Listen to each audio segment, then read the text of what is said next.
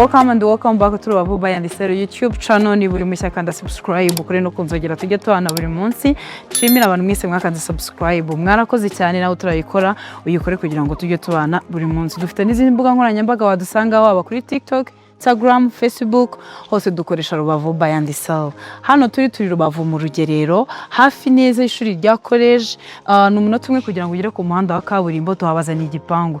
Ni igipangu kirimo amazu ari mu kibanza gifite metero kare 345. Dufite inzu principal, dufite amanex abiri, yose ndaza kuyabereka, reka twinjiranemo imbere mu gipangu tuharebe ukuntu ari hanini. Inzu yacu principale irimo ibyumba bitatu, dushe ebyiri na toilette ebyiri mu nzu, salon nziza imeze neza na salle à manger.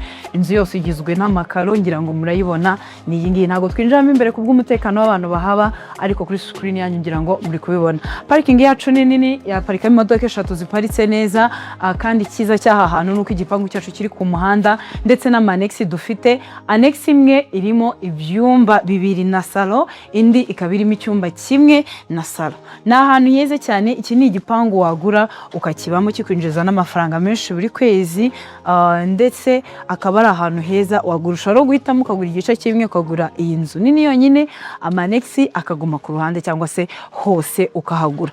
Gusa ikiza cya hano hantu nuko haguze hajya kwinjiza amafaranga menshi buri kwezi. Annex rero zacu nazo ndagira ngo tugende nazo tuzirebe nkuko nabibabwiye. Imwe irimo ibyumba 2 na salon, indi kabirimo icyumba kimwe na salon. Kandi amazi, umuriro muri iki gipangu muri iki gipangu cyacu byose birimo. N'ahantu heze cyane rero, aya namahirwe meza ku bantu bashaka gushora imari mu karere ka Rubavu ukaba wagura. Aya namahirwe meza cyane ku bantu bashaka gushora imari mu karere ka Rubavu kuko igipangu cyacu kiguze, wahaba unakodesha cyangwa se ukakodesha byonyine kuko ni hafi y'umuhanda wa kaburimbo.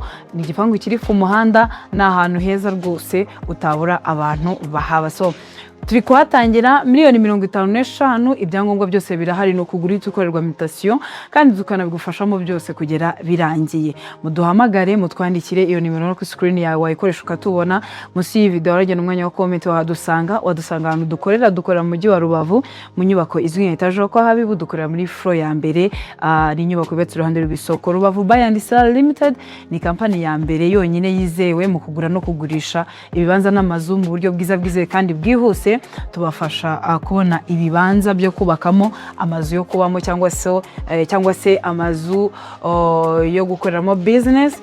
Ushaka ahantu heza ho kubaka appartement, guest house, hotel, turabafasha. N'abantu mukeneye ibibanza byiza biri ku mazi, turabafasha. N'izindi services zose tangwa na Mario Estate turabafasha. Muduhamagare, mutwandikire, nkuko nabivuze wanadusanga ahantu dukorera mu mujyi wa Rubavu mu nyubako izwi nka Etage kwa Habibu. Dukorera muri floor ya mbere, ni nyubako yubatse iruhande rw'isoko. Rubavu by Andisero Limited, your trusted real estate partner. We always here for you.